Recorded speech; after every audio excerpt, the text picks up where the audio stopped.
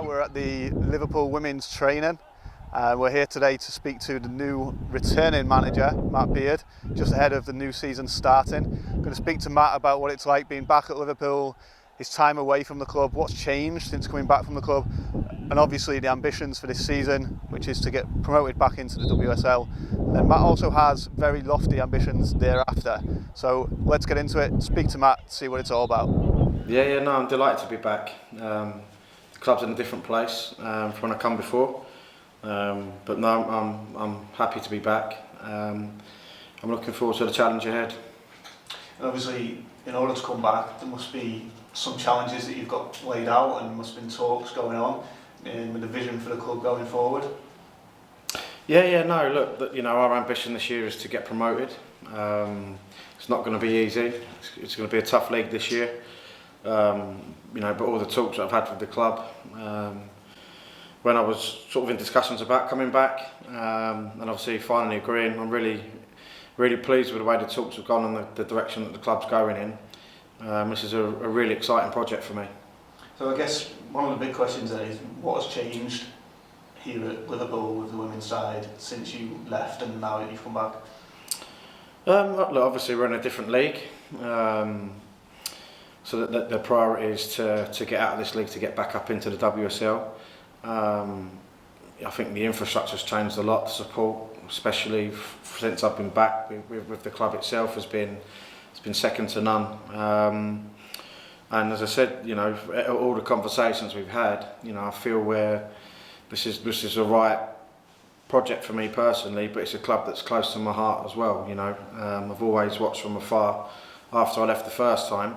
But as I say, I'm really excited for the direction the club's going in, and I feel this could be a good journey. There's quite a lot changed with women's football in general as well since that time. Mm-hmm. How would you see that? Obviously, Man United didn't have a women's team when he was here before. It's much more competitive. No, it is. It's, I think you've only got to look at, you've got ourselves, you've got Lewis, Charlton, Coventry United. There's a lot of clubs that are going full time in the Championship. The game over the years has changed immensely. You've only got to look at the broadcast deal with Sky and BBC, to show you the direction the game's going in. It's a different place from when I was here before. The game's moved on a lot since I was here before. But it's a new challenge, and it's a challenge that I'm looking to embrace with the team and the staff.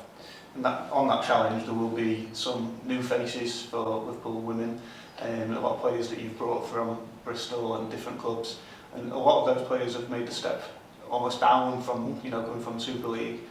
How did you sell the idea of Liverpool and coming with you on this journey?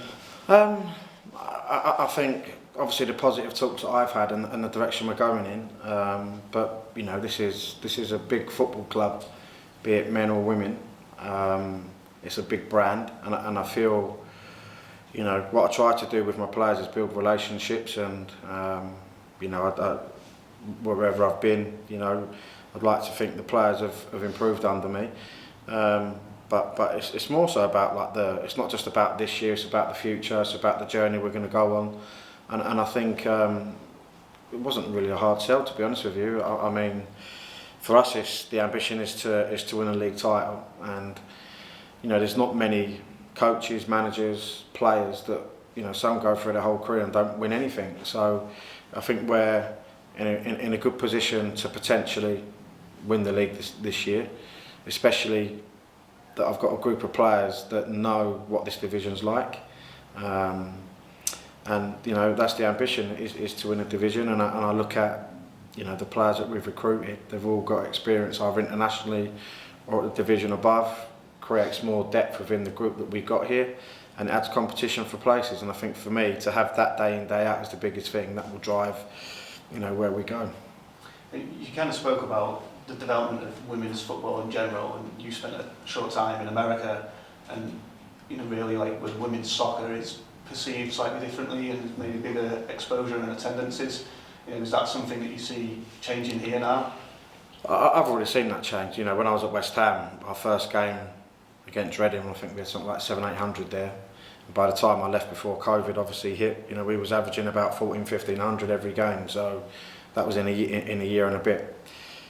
Chelsea are averaging 4,000 or 5,000 out of their game. So I think that's definitely changed over time. And it's only going to get better as there's more exposure, especially Sky, BBC, because people will see that it's a good product and it's good to watch. What was there any other big differences the first time you went over to the States that you noticed to here and maybe what you would bring back to the UK? There's loads of different things. I think you're in a different country with a different culture, so players with different personalities, different mentalities. And I learnt that a lot when we brought in the players from overseas the first time in 2013 here. But it's a completely different game over there. It's very, very transitional. There's not much structure, and that was a big learning curve for me because I had to adapt who I was and how I set my teams up to fit the players. And I think that was a great learning curve for me. But I think you've got a lot of players now that wanted to come into England and into our division. It's one of the best leagues in the world, and I think competitive wise, week in, week out, I think this is probably going to be the strongest Division 1, Division 2 in women's football going forward. One of the big differences, I guess, that a lot of people speak about is the facilities in America, and obviously here within Liverpool Women's are looking at moving to a different base. Are you involved in that process, and what are your thoughts on finding like a more permanent home for the women's side? Yeah, we need the permanent home. This is the arrangement we have now is good for us. It's good for the first team, but what we want to try and do is obviously we want our setup to grow. I'd ideally like the academy training alongside or with us.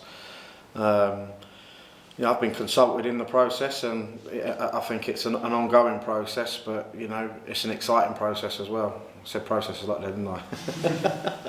No, but it is. It's an exciting time to be at the club, and that's what I mean about the direction that we're going in, and the size of the football club that we are. It's an exciting journey and an exciting project. But we're working hard behind the scenes for that to happen. And obviously the women's team has played at Anfield a couple of times since you were here last. Is that something you're looking forward to doing if that opportunity arises? Yeah, it'd be great. I mean, we played Arsenal in the FA Cup semi-final at Anfield when I was here in 2013. It's obviously iconic stadium, and it was great to see the amount of people that come to the Liverpool-Everton game at Anfield. A couple of years ago, it was fantastic. And I think you've only got to look, when I was at West Ham, I think we had 25,000 against Tottenham. Arsenal was 35,000, so it shows that there's an appetite, for the fans to come. But yeah, it'd be fantastic for me to manage a Liverpool ladies women's team, at Anfield again. One of the things I wanted to discuss with you also was managing females and athletes and women's soccer players, and we've seen a lot of high profile stuff recently with like Naomi Osaka and Simone Biles, and the mental health. Do you have conversations with the girls regarding that? Is there a sports psychologist that they have or anything like that, and the importance of mental health for women? Yeah, look, we do have a part-time psychologist working with us. Obviously the mental health is, especially in today's world as it is with COVID and stuff like that, it's at the forefront of our mind. I think the biggest thing is allowing the players to be open. Especially me, my door's always open. And say for us, it's making sure that the players are comfortable and that they know that if there are any low moments or whatever, that they can be comfortable in communicating that, whether that be with me, with the staff, whether that be with the players. Because I think really in today's world it's vitally important that we know, especially if someone's low, because you don't want to be, if they're not performing, or you need to know how to handle certain situations. But no, it's something that that's always at the forefront of our mind here. And obviously you've got a lot of new players coming in as well, so it's that integration and team bonding. Has that been all going well? A little bit different because of obviously we've still got COVID restrictions with social distancing and stuff like that. But yeah, no, the girls have been fantastic. Look, you know, we've sat down day one and we spoke about expectations on, you know, on and off the pitch. And look, we're 5 weeks. This is week 5 today, so you know we're still plenty more to do, plenty more to discuss, plenty more to work on the training pitch. It's not just about what goes on out there. It's about, you know, making sure that people know their roles, responsibilities, and you know. But no, the girls have been brilliant so far. So big thanks to Matt for speaking to us today, explaining his visions for the club going forward.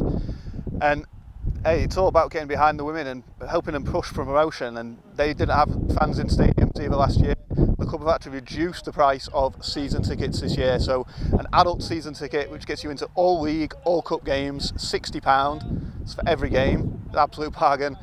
Junior concessions, all that kind of good stuff.